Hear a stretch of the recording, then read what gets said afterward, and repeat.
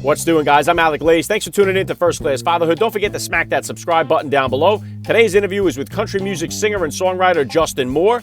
I recorded this interview with Justin back in October of 2019, right after his own daughter called him out on national television for faking an allergy to cats so he wouldn't have to get her one. We talk about that and so much more, so let's hit it. Here is my interview with Justin Moore on First Class Fatherhood.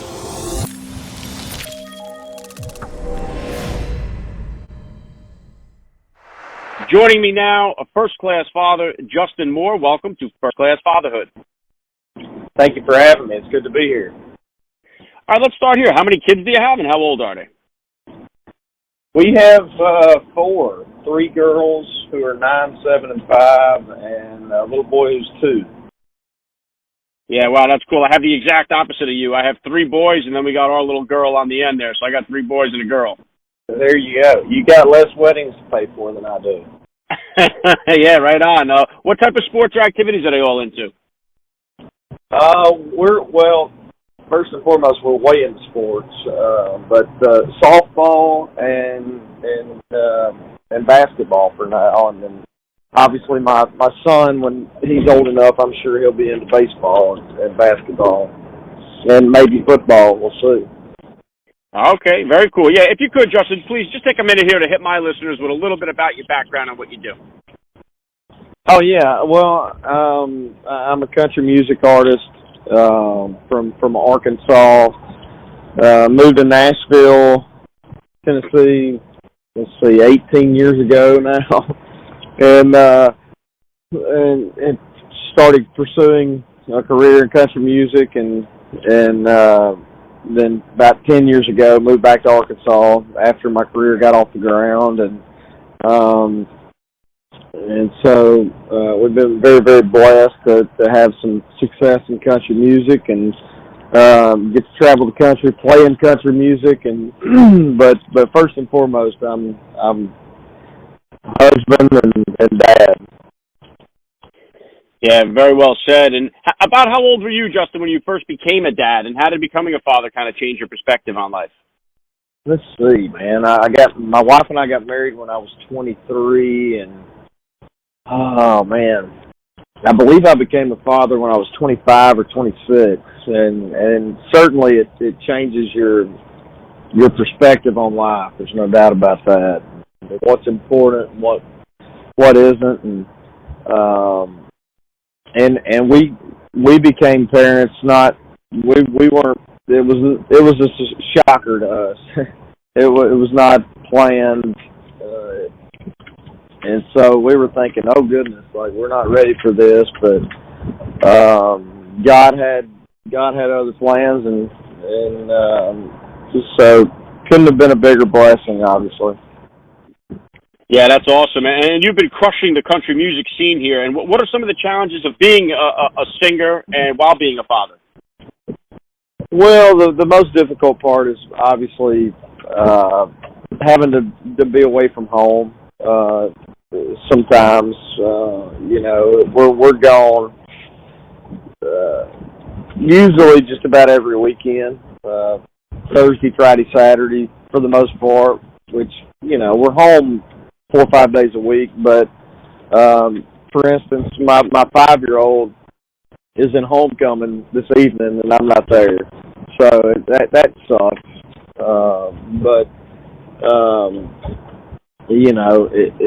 That's the most difficult part is just having to be away from home at times and miss things. My little boy broke his foot at church the other night.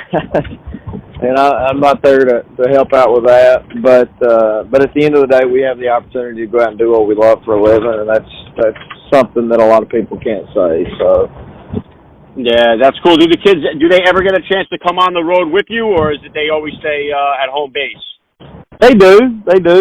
Before they started school, 3 of them are in school now, but before they started school, they came out a lot. Now we have to be strategic about when they can come out. They come out now in the summertime when they're out of school. But yeah, they love coming out. They in the summertime we play a lot of fairs and festivals and that kind of stuff. So they'll come out and we go ride all the rides, play all the games, and do all that stuff. Or if we're not playing a fair festival, I'll bring a couple of the girls out or something, and we try to go play laser tag or bowl or watch a movie or go to an arcade, or we do all that kind of stuff. So they like coming out with Dad because we just go do fun stuff. Yeah, that's cool. Now, do they listen? Do they enjoy your music, or do they like a different style? They say they do. I don't know that I believe them or not, but they say they do. But in addition to my stuff, they really like whatever music is off of whatever popular movie is out at the time. Whether it's Frozen or Moana, or they get into the music off of the popular movie at the time. Yeah, it makes sense. And I've seen the interview that you did there with People, where your daughter calls you out for pretending to be allergic to cats. When did they first find out that you weren't allergic to cats? Yeah, well, my 7-year-old is like an animal whisperer. She's obsessed with animals, any animal, and has been wanting a cat for a long time. And last year she was struggling with a subject in school, and she was struggling in softball, and I told her if she would work harder in both of them, practicing and studying and that kind of stuff. I said, look, I'll get you a cat, and I actually said, I think she was struggling in spelling in school, and she had made literally no perfect scores on her test. I said, look, if you make 10 100s in a row, I'll get you a cat. And that little joker, I think she made 25 in a row. She didn't make anything but 100 the rest of the year on her spelling test. I'm there going, there's no way in heck she's ever going to make 100. She ain't made one yet. And she didn't make anything but that the rest of the year. So, I had to keep my word, and I was proud of her. She buckled down and did really good in school, and then did really good in softball, and so somehow because of that, we wound up with 2 cats, not even 1, but 2. I don't know how that happened, but I was proud of her and had to keep my word, Yeah, absolutely. And I'm one of these guys who my kids have been calling for a dog forever, and I'm not really a dog guy, so I got them a cat instead of the dog, and I ended up being allergic to the cat and had to get rid of the cat, so it turned out to be a nightmare. That's funny. What about as far as discipline, Justin? What type of disciplinarian are you as a father? I mean, I would say that we're fairly strict, parents, but not overbearing. As a dad to girls, I'm probably the pushover in the family. Between my wife and I, she's more the enforcer, and I'm more of the pushover. But we expect a lot out of them. We expect them to have good manners and respect their elders and treat people, whether they're their age or our age or my grandparents' age, with respect. And we're very, very fortunate. They talk back, and they're smart alecks to my wife and I, but they're very, very good kids, and we're blessed in that regard. They do well in school. They're good to their peers, and so we've been blessed thus far. Yeah, that's awesome. And Justin, what type of advice do you have for parents out there whose kids are looking to get into the music industry or hoping to make a living as a singer, songwriter, or all that? What could you tell the parents of those kids? Tell them don't. No, I'm kidding. I would always say to encourage your kids to chase after something that they absolutely love and are passionate about. Not unlike any other businesses, it's a very, very, very difficult business to succeed in. The chances that you do are slim to none. But I'm a prime example of somebody who it worked out for, obviously. And the thing I always say about being able to relate this to my kids is the best advice I ever got was which sounds cliche, but every parent tells their kid, you can do anything you put your mind to. And, I don't know that I necessarily believe that until I did this for a career. And I proved to myself that was true. And so not only, can I tell my kids that, but I can actually show them that, from experience. So, if your children want to do this, educate yourselves on what it takes to do it, and be supportive and let them know that I'm an example of it being possible. Sure. Yeah, that's awesome, Justin. And I know that technology has changed so many different industries, the music industry maybe more than anything. What are some of the changes here since you started out, with this in the onset of trying to be a country singer and then to where it is now? What are the biggest changes, and how do you kind of take advantage of, or how does the technology hurt you in any way? Yeah, it's definitely been a major change. There's no doubt about that.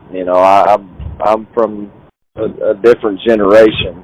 I think the first cell phone I got, I was 17, and it was in a bag, And so when I first started playing music and got my record deal, it was still CDs, and we still sold a lot of CDs at the time. And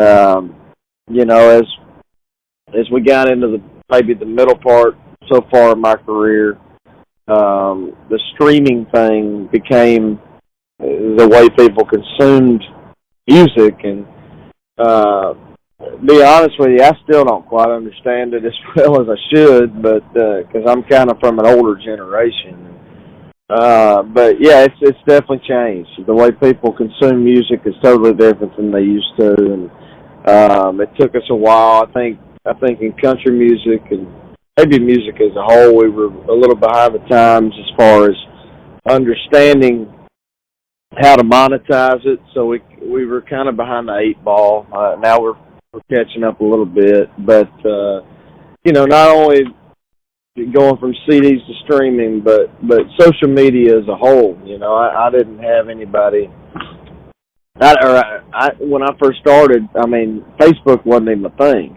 And then now, Facebook's old school, and there's all kinds of stuff out there. It's just a huge part of a huge part of our industry as far as, being able to relate to fans and then have access to us. And, it's changed dramatically, for sure. Yeah, and one of the things I like to ask the dads that have 4 or more children like myself, for my wife and I, going from 2 to 3 was the most challenging of the transitions. What would you say it was for you as far as going from which number of kids to what was the most challenging? I would totally agree, 2 to 3, and then when we went from 3 to 4, it might as well have been 3 to 14. You're just like, oh yeah, well, it's just another one running around. But 2 to 3 was easily the toughest. 1 to 2 was eye-opening because we thought we were so busy with our first one. And then when we had our second, we were going, good Lord, what do we do all the time? Just sit around here when she was taking a nap and do nothing? Like we thought, we thought it was tough with 1. But yeah, 2 to 3, I would agree with you, was easily the most difficult. Yeah, and are you guys all done now, or are you going for 5? Oh, hell no. We're done. I didn't even want to try for our 4th. My wife did. She kept pushing and pushing. She wanted a boy really, really bad. And I, obviously I thought it would be cool to experience having a boy, but at the same time, I was happy with my girls. And we had just gotten out of diapers and all that stuff. And I thought, man, I can see the light at the end of the tunnel here. And she wanted to, so she broke me down, and obviously I'm glad that we did, and love him to death, and we couldn't imagine our lives without him now. But yes, she's responsible for that one. But no, I said no. We'll give it one more go because she wanted a boy. I said, but absolutely, that's the. As I love my job, I would like to retire at some point. So.